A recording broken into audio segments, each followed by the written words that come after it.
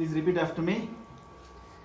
Om Namo Bhagavate Vasudevaya. Om Namo Bhagavate Vasudevaya. Om Namo Bhagavate Vasudevaya. Om Namo Bhagavate Vasudevaya. Om Namo Bhagavate Vasudevaya. Okay, so who is the main character that we were talking about yesterday? Bhishma Pitama, Bhishmadeva. And the great Bhishmadeva, he is the son of whom? What's his mother's name?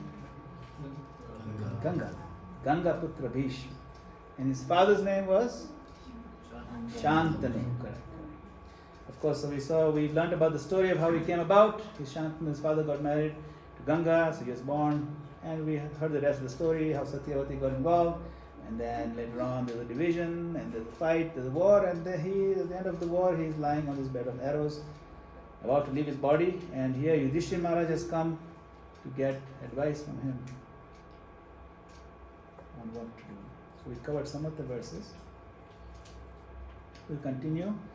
Now remember, he was talking about the pain and the suffering that the Pandavas went through. Remember? Why was he talking about that? Because Yudhishthira was feeling very depressed. He felt it's not worth to have fought that battle.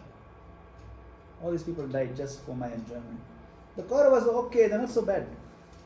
Actually, they're very bad. So Bhishma Pitama first he spent some time reminding Yudhishthira how bad the Kauravas were.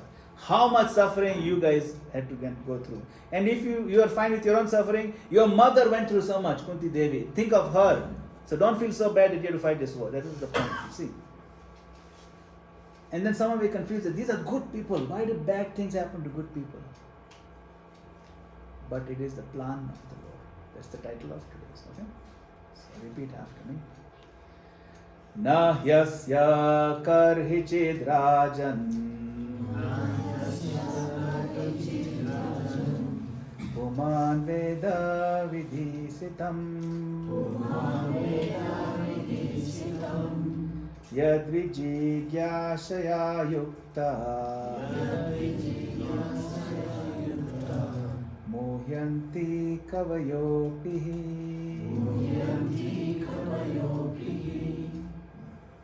Any words you recognize here? Any word at all? Veda, yes. Rajan means what? King. Which king is he talking about? Is Bhishmadeva talking to Yudhishthira? Because Yudhishthira is now the king. So he's telling you Rajan. He wasn't always the king, right? Now he won the battle, so he's the king. He says, "O king, no one can know the plan of the Lord Sri Krishna. Even the great philosophers inquire exhaustively, they are bewildered." So he's telling Yudhishthira, first of all, look, Krishna's plans are very difficult to figure out. You are great philosophers, they will be bewildered. Now you are just a king. So Purport Prabhupada explains this. Listen carefully, Purport. The bewilderment of Maharaj Yudhishthira over his past sinful acts and the resultant sufferings, etc., is completely negated by the great authority Bhishma. Bhishma is one of how many authorities? A group of 12 authorities. Bhishma is one of them. Bhishma wanted to impress upon Maharaj Yudhishthira that since time immemorial, no one, including such demigods as Shiva and Brahma, could ascertain the real plan of the Lord. Imagine, Brahma and Shiva cannot. Shiva has how many heads, you know? What Shiva? He has actually 5 heads. We don't show them all, but right? Mahadeva Panchamukhe, 5 mouths. Brahma has how many heads? 4 heads he can't figure out. 4 heads, you know, we have these computers, right? Quad core processor. 4 heads. He couldn't figure out. He's saying he cannot. They cannot ascertain the real plan of the Lord. So what can we understand about it? It is useless also to inquire about it. You want to ask about it. It's very complex. Even the exhaustive philosophical inquiries of sages cannot ascertain the plan of the Lord. Then what are we supposed to do? The best policy is to simply abide by the orders of the Lord without argument. Lord says, do this, just do it. The sufferings of the Pandavas, now this is important, sometimes you wonder, right? They must have done something sinful. Listen carefully. The sufferings of the Pandavas were never due to their past deeds. The Lord had to execute the plan of establishing the kingdom of virtue, and therefore his own devotees suffered temporarily in order to establish the conquest of virtue. Do you understand what I said, kids? No, right? Okay. Let me simplify. That the Lord wanted to bring goodness, wanted to establish religiosity, truth and justice, that you understand, good things in the kingdom. And the way to do it was through this mechanism. As part of it was suffering. They just suffered a little bit, in one sense, he said. Prabhupada explained that. Now, Bhishmadeva was certainly satisfied by seeing the triumph of virtue. You know, triumph means what? Triumph means victory. Virtue means good things, goodness. They won. They had victory. Triumph of virtue. Even a great fighter like Bhishma could not win the battle of Kurukshetra because the Lord wanted to show that vice cannot conquer virtue. So virtue means goodness and truth.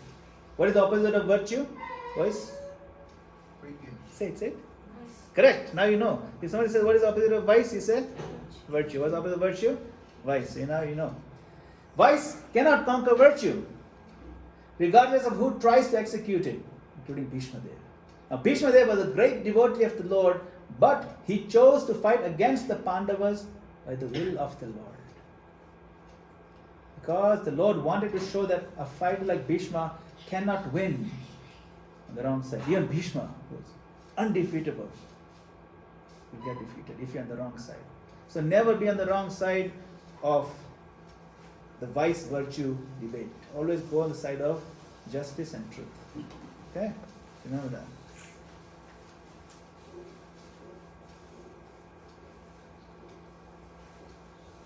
Okay. Tasmadidam Devatantram Vyavasya Bharatarshava Tasya Vihito Natha Natha Pahi Praja Prabho.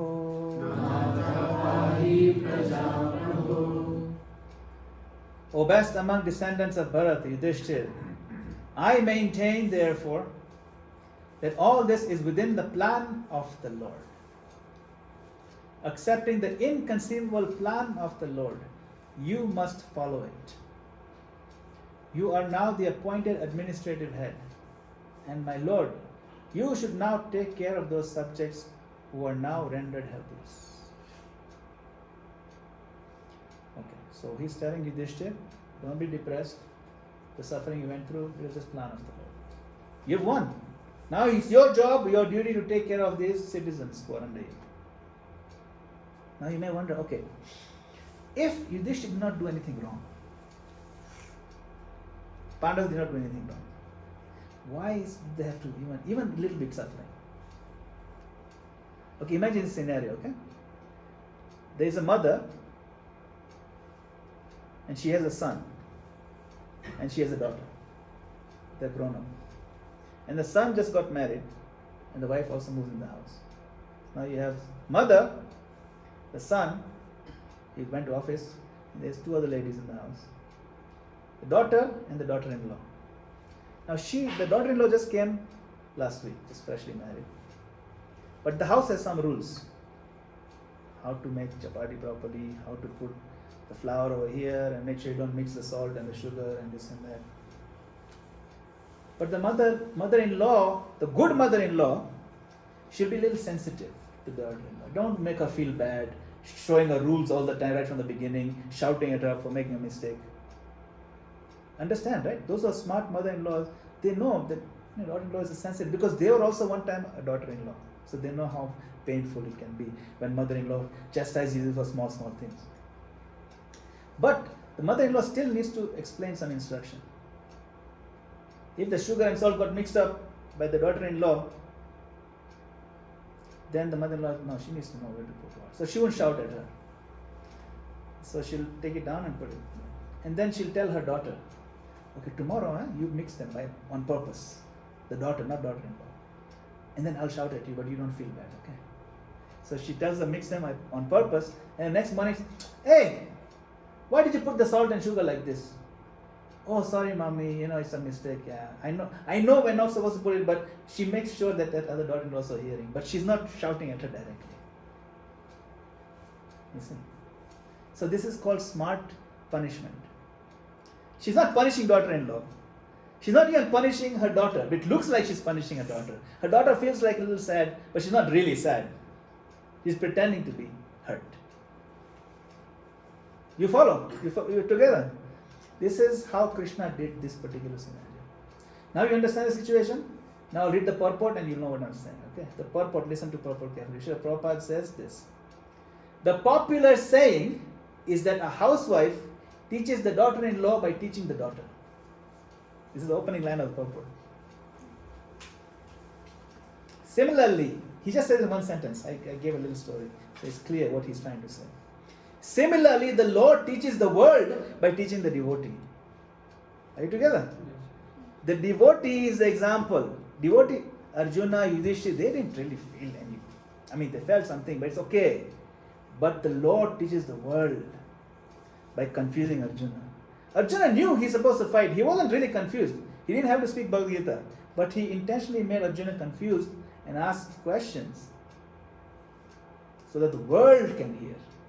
Arjuna knew to fight. He was not really bewildered. You follow? So the Lord makes sometimes it looks like they're suffering. That's why this is the plan of the Lord. It is not their karma. Do you understand now? It is not karma. It is the mother-in-law, daughter-in-law.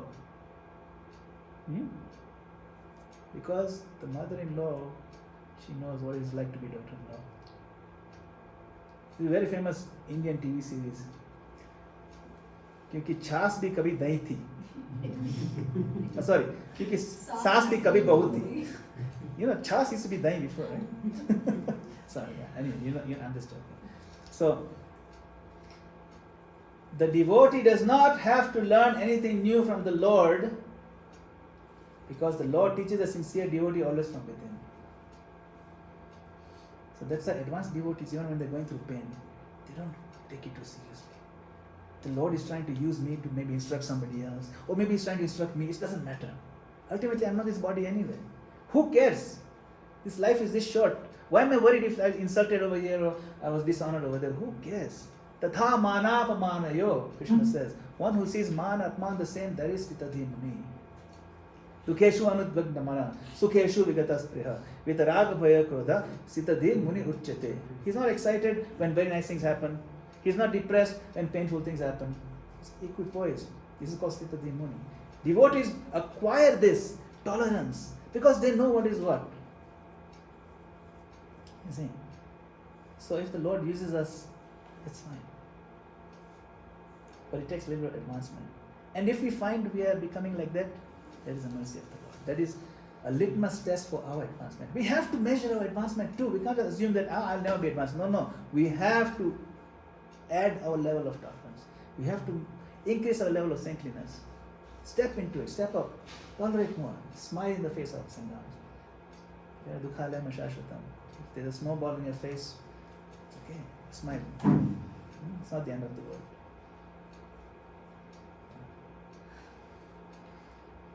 A devotee's duty, therefore, is to ungrudgingly accept tribulation from the Lord as a benediction. You follow?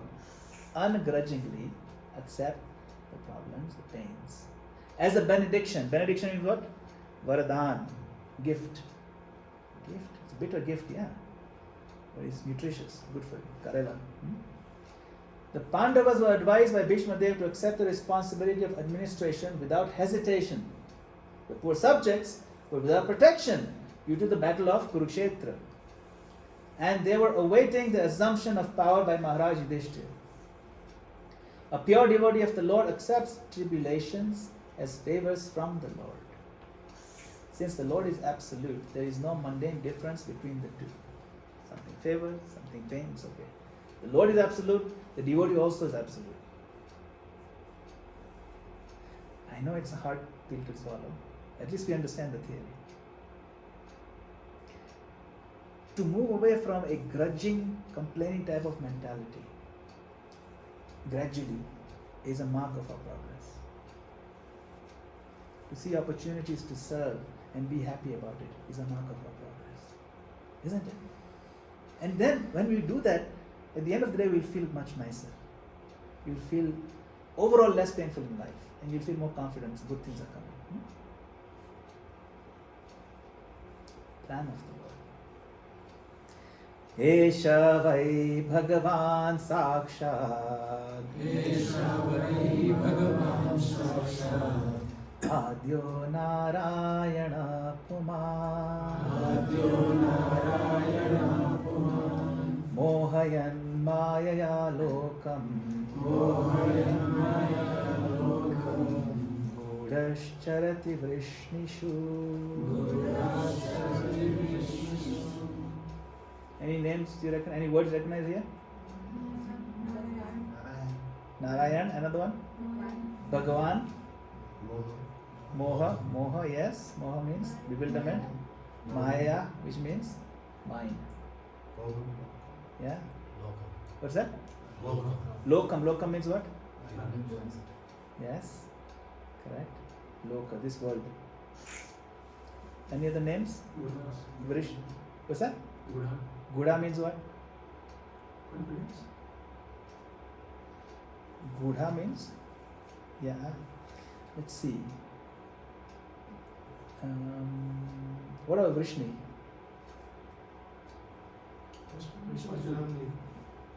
Vrishni, the family of Vrishni, exactly. Right? So, Vrishni is a dynasty in which who appeared? Krishna. Krishna appeared in Vrishni dynasty. Right? So he's among this. His family is known as Vrishnis. Vrishnishu means this plural Vrishnishu, the Vrishnis as a dynasty like a family. Okay. This Shri now Bhishmadeva is telling Yudhishthira, hey, you see this Krishna sitting here? Let me tell you about him. This Shri Krishna is none other than the inconceivable original personality of Godhead. Let's think about it. Krishna is so much younger than Bhishma, but Bhishma knows who he is. He's a Mahajan. Yes, this Krishna. He is the Lord. And he's been a Bhakta. Even before Krishna was born, Bhishmadeva was a Bhakta. How is that possible? Because Krishna worship is eternal. Devotees of Krishna has always been there. Is it possible to be a fan of the sun at night? Of course. You can be adoring the sun has not come up, but you know it's coming. Yeah, sun is awesome. I can't wait. Go to the beach, sit in the sun, enjoy the warmth. Just because the sun is not visible to us doesn't mean it's not there. So just because Krishna was not visible when Bhishma was young doesn't mean he's not there. You know who else was chanting the name of Krishna? Prahlad Maharaj. That was million years before Krishna appeared. And he was chanting Om Namo Bhagavate Vasudevaya, son of Vasudeva. He's son of Vasudeva, but he's not appeared yet. How is that possible? Because he's eternal. He used the name Krishna. There is a famous verse by Prahlad Maharaj where he used the name Krishna. You know that? Matir na Krishna parata sato va mithobi padyeta kriha vitanam adanta gobhir vishitam misram punah charvita charananam. Very famous verse. If you don't worship Krishna, these people will constantly go down to hellish planets and chewing the chewed. So Krishna, he's saying, this Krishna, my dear boys, this Krishna who is sitting right here, he is the one. He is the first Narayan, the supreme enjoyer. But he is moving amongst the descendants of King Vrishni. There's a family. He's moving among as a family members, just like one of us. And he's bewildering us with his self-created energy. So he's not, Bhishma is not bewildered. He sees who he is, but he's saying everyone's getting bewildered. Huh? So he's not wasting any time now to tell us Yudhishthir's message. Of course, again, Yudhishthir knows. Yudhishthir is pure devotee, so he knows. But this message is for us. We are all the daughter-in-law. Yudhishthir is a daughter. And Bhishma is the mother. Follow. This is how it's done.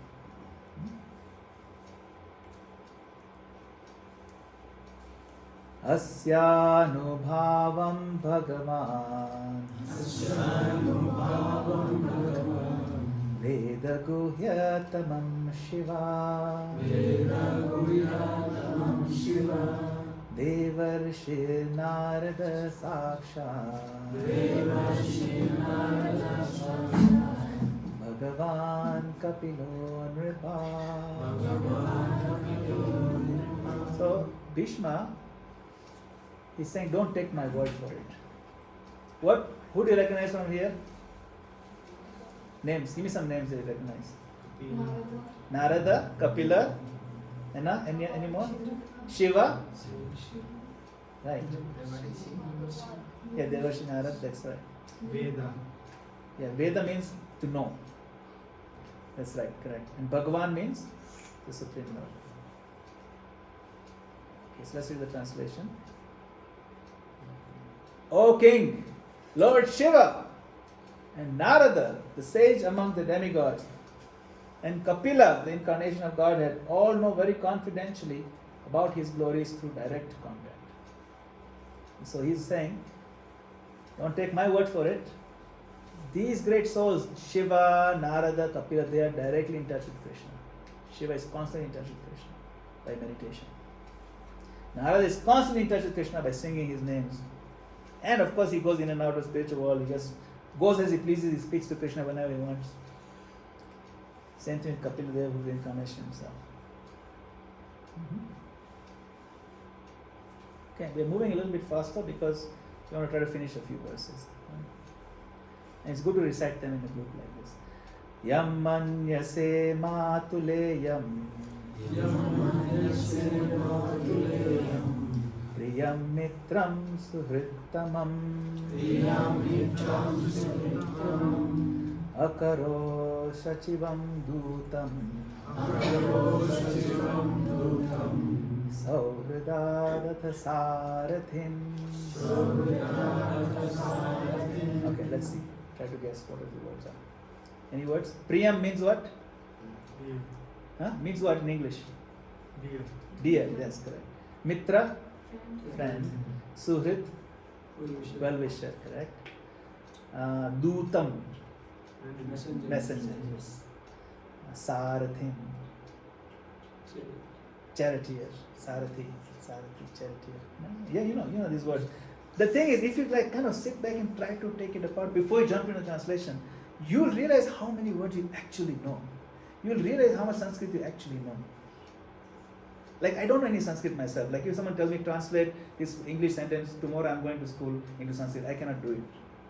But individual words we can do, isn't it? Because we kind of use them in languages, plus you've heard them in the verses. This will try to strengthen your recognition. That's why I'm doing these exercises. So he continues saying, O King, that personality whom out of ignorance only you thought to be your maternal cousin, your very dear friend, your well-wisher, counselor, messenger, benefactor, etc., is that very personality of Goddess Sri Krishna. You know how beautiful it must sound when Bhishma is telling them this. You thought he was your cousin. You thought he was just a charioteer. You thought he's just a messenger. Huh? He's that same person who is the Supreme Lord, from which all these universes come. Huh? It boggles the mind. And he's walking among us like he's one of us. It's pretty far out. Of course, he's preaching to the choir. Have you heard that phrase? Preaching to the choir? Preaching to the choir means they already hear. Yudhishthira already knows all these things, but yes, it's nice to hear it again. It's for us to hear. Let us not be bewildered just because Krishna is walking among us like human, that he's one of us. He's not. He's categorically different. He's a very personality of Godhead, Sri Krishna.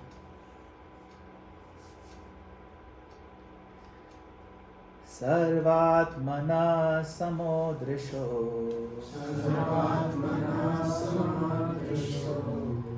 Yadvayasyanaham krite. It's hard to listen. Tam kritam mativaishamyam Niravadyasya na kvachet. Being the absolute personality of Godhead, He is present in everyone's heart. Now it's getting into deeper philosophy.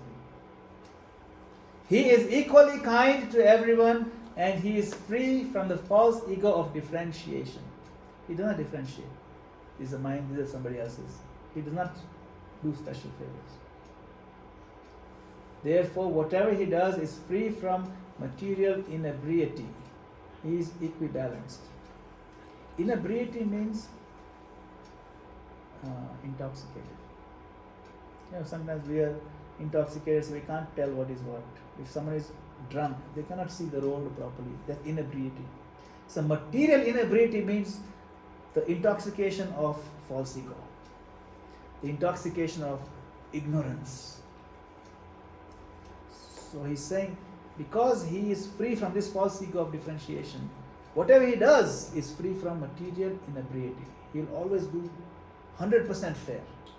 He will never ever do anything unfair. He will treat everybody equally. We are all His children. He treats all His children equally. He is equal opportunity.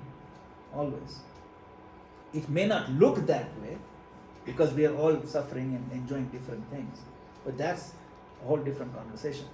As far as the Lord is concerned, He loves all His children equally.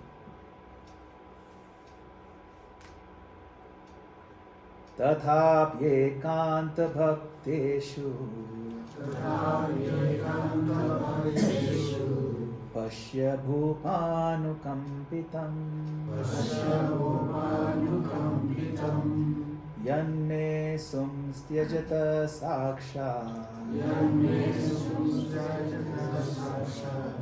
Krishno darshanamagata.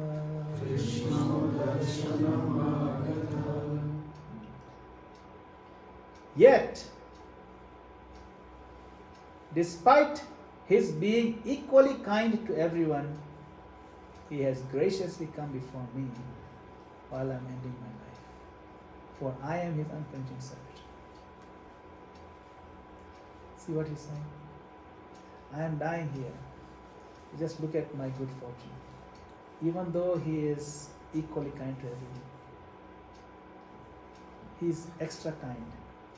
And He has come before me. But I'll explain to you why He has come before me. Because I am His unflinching servitor. When someone does this in front of your face and your eyes blink, you can't help it. Or you move like this. That's called what? Flinching. He said, I am His unflinching servitor. No matter what happens in my face, when I'm serving Him, I will not even flinch. Full focus. Nobody can swerve me even 1 micromillimeter from serving Him. I have been in unflinching service, therefore He has come.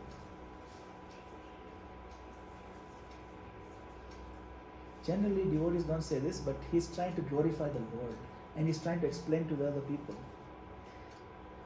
Don't think the Lord is unequal or He's being partial to me. The only reason He came to show up here is because I've been unflinching devotee. If you are unflinching, He will come to yours also, 100%. He will come. He will come.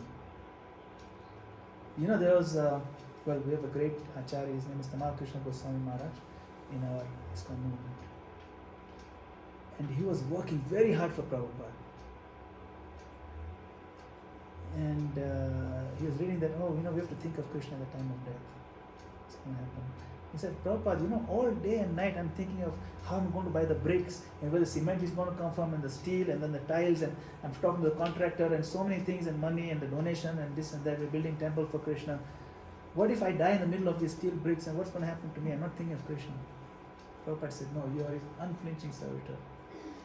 You are fully absorbed in doing service directly for Krishna. This is Krishna's temple you're building.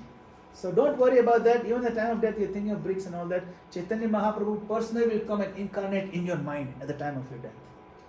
He said, I'm telling you this because you are doing this for the Lord.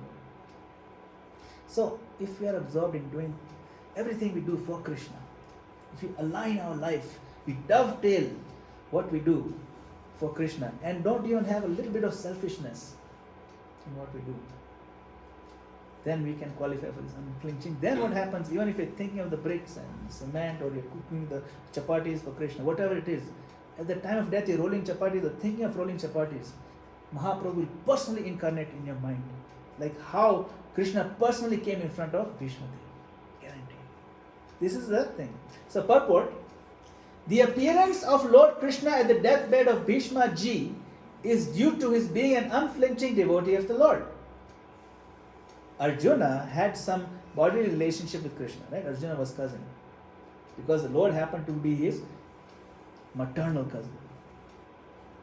But Bhishma had no such relation. Bhishma was not related to Krishna.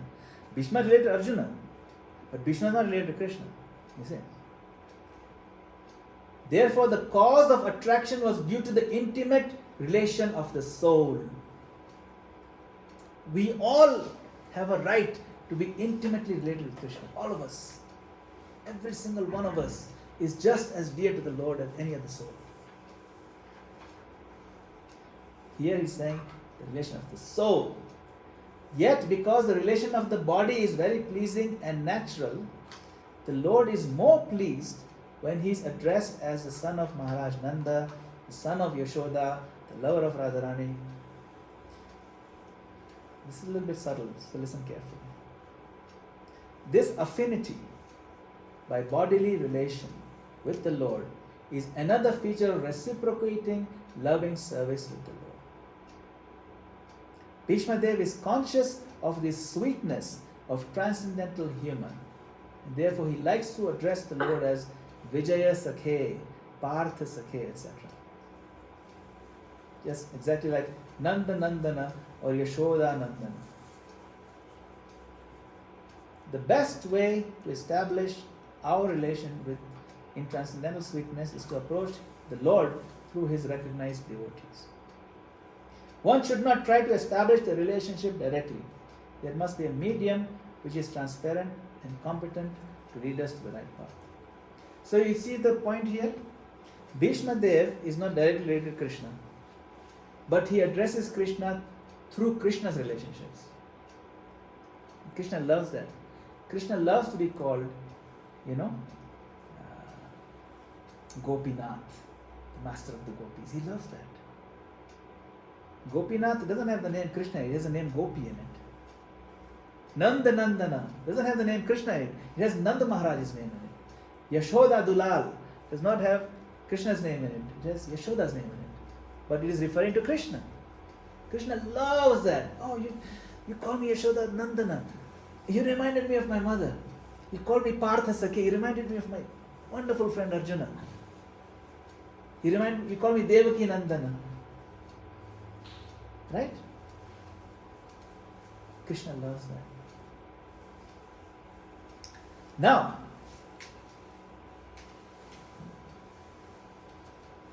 what is this love that Krishna is looking for? In this verse we read, in the purport towards the end we see how Krishna loves being referred to by his personal relationships. The purport explains that, Prabhupada explains, right? When we bow down in front of the deity, we bow down in front of the deity in the altar, in front of Lord Jagannath here, what do you recite? What do you recite, Mataji? You say something. What do you recite? When you bow down in front of the altar, what do you speak? You say some prayer, right? When you're on the floor, what do you say? What do you recite? Yes, which deity? No. What do you recite? Any deity. What do you speak? When you put your head on the floor, what is the first word that comes out of your mouth? Yes. Nama Om Vishnu Padaya Krishna Prasthaya. Isn't it? We all say that. We're trained to say that. But the deity is Jagannath. Our deity is Radha Krishna. But we say Namah Vishnu Padaya Krishna Prasad Putra and then spiritual master's name. Audibly. We hear it. You're supposed to say it audibly. And say the name of our Guru. Why? Why not the name of the deity? You know why? Because we are telling the Lord, I'm here in your presence. My Lord, I am not worthy of being your servant. I am not even worthy of bowing down before you. But please know that I am with him. This is my Guru. I am with him. And I know he is dear to you. Krishna Prasthaya Bhutale. Bhutale means this planet, this Bhumandal. And in this planet, he is the one dear to you. I am with him, I am under his shelter. Therefore, it is for this reason and this reason alone that I humbly ask you to accept my obeisances. Are you with me? How sweet is that? Did we know that? We knew that, right? Yes. You knew that. That's why we say. He didn't know. He's very honest. He's saying, I didn't know that. Very good. Now you know. That's how it is. We know we're supposed to chant the name, but why? To ask the Lord, my Lord, I am not worthy of being here. My only qualification is that I have taken shelter of your dear servant. So, this is the point that Bhishmadeva, the Prabhupada is making about Bhishmadeva. You know, he calls Partha Sakhe. Krishna loves that name because you connect to Krishna's dear person. See? So this is the mood and feeling that we want when we bow down. The act of bowing down is an act of love. It is not a ritual. It is not a hollow ritualism. It's an act of love. And it can only be an act of love when you're conscious of why we are bowing down and what we are speaking and why we are speaking it. Can you imagine? We should be having at least some movement, some tears in our eyes. My Lord, I don't deserve to be here. But by the mercy of my Guru, I'm here. Please accept my obeisances. Please give me a mercy. Then it becomes an act of love. Otherwise it becomes hollow ritualism. Prabhupada did not approve of hollow ritualistic approach. See? This act of offering the lamp, we all offered lamp today to Damodar in circles. It is not a ritual. It is an act of love. But if we do it mechanically, then it is hollow ritualism. We are not mechanistic devotees. Every circle we want to... What is the point of offering these circles? When somebody comes, in Indian tradition, right? Hindu tradition, someone comes from long distance, they offer arti before they come in the house. You've seen. If you don't do it at home, you already seen the movies. Sometimes they do that. What is that? That in Hindi they say, "Tumhari nazar mujhe lag jaye," which means all the evil that's coming on you and it's supposed to come to you, may it come to me. I love you so much. Nazar utarna, like you, all that bad thing come to me. That is the mood. Even to Krishna. Krishna, no evil I should fall on you. Anything bad supposed to happen to you, may it happen to me instead. We offer with that mood. Can you imagine how sweet the loving exchange will be? Instead of count, of course we count the circles because we're taught to count circles. That's important. But imagine the mood when while counting circles we're saying, my Lord, every circle, please, let it bad happen to me. I don't care. That is the joy, the love that we are taught in this sampradaya. It is not hollow ritualism. It is love. Always. This act of chanting Hare Krishna Japa, it is not a ritual, it is an act of love. Of course we are counting, but it's beyond just the counting. The act of reading and hearing these words of Bhagavatam, the words of scripture, the words of Prabhupada in the purports, it is not hollow ritual, it's an act of love. Meant to deepen what? Deepen our addiction to Krishna. Addiction to loving Krishna, to thinking about Him with loving feelings, and giving up of many other addictions that are of trying to enjoy selfishly in this world. Those addictions we want to give up. We want to be addicted to Krishna instead. Our bhakti process is one of developing personal, direct, loving relationship with Krishna. That is bhakti process. Personal and loving means there is nothing but honest sincerity in trying to please. And when you're trying to please someone without any tinge of selfishness or laziness or cutting corners, then that is love. And when there is love, we will do everything in our power to serve. When there is love, the connection is direct, clear, and honest. Isn't it? So looking through Bhishma's approach of calling Krishna through his relationship with great devotees is the standard to follow. So tomorrow when you bow down in your home altar or wherever, and you chant the name of your Guru. If you don't have Guru, you can chant the name of Srila Prabhupada. Nama Om Vishnu Padaya Krishna Prasthaya Bhutale Srimate Bhakti Vedanta Swami Nitinamine Namaste Saraswate Deve Gaurvani Pachami Nirvishesha Shunyavadi Paschat Deshtarme. And then you direct that to the Lord. And Lord, because I'm with Prabhupada in Prabhupada's line, therefore I have the audacity to come near you. Please pardon me. Accept me as yours. That is love. Hollow ritualism is the enemy of love. This is the point I'm trying to make today. Hollow ritualism is not just something small, it is the enemy of love. I'll give you an example. And this is because Kartik is starting now. It is important to approach Kartik with the right mindset. How many times have you heard this glorification of Kartik? That we do something in Kartik, you get 1,000,000 times benefit, 1,000 times benefit. You've heard this, right? And we do it with excitement. It's good. There's nothing wrong with that. But if you research Srila Prabhupada's statements, how many times have you heard Prabhupada speak like this? He says he basically downplayed this importance. We're doing, I know it's a little controversial, I'm saying something controversial. Everybody in ISKCON is like, yeah, they're playing it up. Prabhupada downplayed it. Why? Let me read you the letter, okay? This letter about this same point Prabhupada wrote. You know how the example of supermarket, there's a sale in the supermarket, Diwali sale, 50% off everything. Christmas sale. Sometimes Easter sale. These sales are there, right? 50% off for these 2 weeks. So you rush. Because less money, you get more things. So Kartik is like that, right? For less effort, you get more benefit. It's fine. Prabhupada gives this himself. He gives this example. This example Prabhupada gave it. Okay. But if you are the employee of the mall, even if you're Askari over there, doesn't matter. You're employee of the mall. You get 90% discount throughout the year. If you are employee of the mall, the employee doesn't get excited about the Christmas sale, 50% off. You're already getting 90% off. What Prabhupada is saying, you become full-time, fully engaged devotee in your heart, and this enticement is for new people who have nothing to do with Krishna to bring them into the mall. That's all. But if you're already card-carrying member, why are you excited? You already got 90% off. It's okay. So don't make a big deal of it. You just keep doing intensely. That's all. Do a little bit more. That's fine. Okay. So let's read Prabhupada's letter. Okay. He said, you have asked about the specialness of the month of Kartik.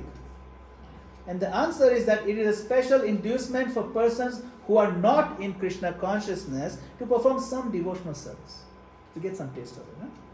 For persons who are doing nothing in Krishna consciousness, it is an indirect inducement to take to the devotional service in earnest seriousness. In this connection, there is a good example that sometimes a store gives special concession to attract new customers. This is Prabhupada's words in the letter. But for those who are already customers, there's no need for special sale. They will purchase at any cost if they know the importance and the value of the goods. Similarly, those who are pure devotees do not aspire for any concession. They are not incited or they are not inspired by the concessions. And out of spontaneous love, they try to engage themselves in devotional service 24 hours each day, 365 days a year without any stoppage. So as devotees, if you're aiming for 24 hours, you're already doing 24 hours in Kartik, you're not going to find the 25th hour. You've already given everything. What Prabhupada is saying is, every day of the year, you give Krishna everything you've got. Not that only Kartik. Do practical, reasonable things. Some people, they do very rigorous fasting. It works for them, it's good. But then they say, oh, you do this fasting. No, just you do what works for you, but give yourself to Krishna. You see? Now I'll tell you the drawback. Yes, we should all do something special for Kartik. I'm not saying you don't do it. I'm not saying ignore it. That's not what I'm saying. There is no doubt there's potency there. Do something. But rather than a fast, we can recommit to going deeper in our rounds. Very deep. This Kartik, I'm going to go so deep that after Kartik, that deepness will continue. The momentum will continue. Not that I'll be relieved Kartik is finished now. You understand my point? This mentality reeks of hollow ritualism. Why? Because we think by doing something mechanistic, we will get away with great devotional benefits. Everything has to be done with love. These sort of what you call enticements, that are of a ritualistic nature, karma kandi type of nature, they are the enemy of love. Because why the hollow ritualism? I'll tell you. Because this sort of mechanistic approaches, they do not challenge us to increase our love for Krishna. They do not challenge us to identify our anarthas, our unwanted things. They do not challenge us to cleanse our heart and find what is wrong with me. They give us a kind of a cop-out or a lazy way out. I'll do this one fasting, everything will be fine. See? You understand the mentality. So it doesn't matter, do the fast, it's okay. But do it with that love. Don't get in the mindset that I'll do this and mechanically, I will avoid the hard work of challenging myself internally. The hard work of asking myself, why have I not given up this habit of criticizing people? That is the hard work. Fasting is easy. Do that. Go to the next level of removal of unwanted weeds in your garden of bhakti. Do that in Kartik. Don't find an escape in hollow ritualism. In fact, in Kartik, every single thing you do, ask yourself, where is the love in this? Why is it not saturated with tears in my eyes? Tomorrow I better have some tears or some feeling when I do this. Anything I do, even if it's opening the curtain or the door to my altar room, let me do that with more feeling tomorrow. Even if it is applying my tilak, let me not be thinking about how this Mataji insulted me. No. Just apply tilak by thinking this is the lotus feet of the Lord, this place, the body of the gopis. Different meditation, huh? Now imagine every single act you do is infused with that love. Wouldn't you think you'll be a much better devotee tomorrow and the day after? So in Kartik month, starting today, do that. You can do whatever fasting you want, it's fine, no problem. But do this, you'll get the maximum benefit.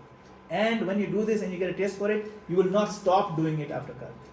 You'll get better and better. So that is what I wanted to share. It's somewhat controversial, but I'm trying to follow Prabhupada's cue. He's downplaying this thing. He said, don't make a big deal of this. You follow the letter. And there's not much he's talked about Kartik. This is one thing, one reference I found in the whole Vedaves on this point. So yes, our ISKCON, we put posters, we do classes on this thing. 1,000 times benefit. Good, it's fine. But don't get carried away in the mentality that this is an opportunity for me to be lazy about the real work. Hollow ritualism is the enemy of love. Bring back love in everything and you'll be happy throughout. You will find progress. Follow Bhishmadeva's example. He's going through so much pain, but he's seeing the love and beauty of the Lord. And he's saying, the Lord has come for me because I'm unflinching. Thank you very much. Srila Prabhupada.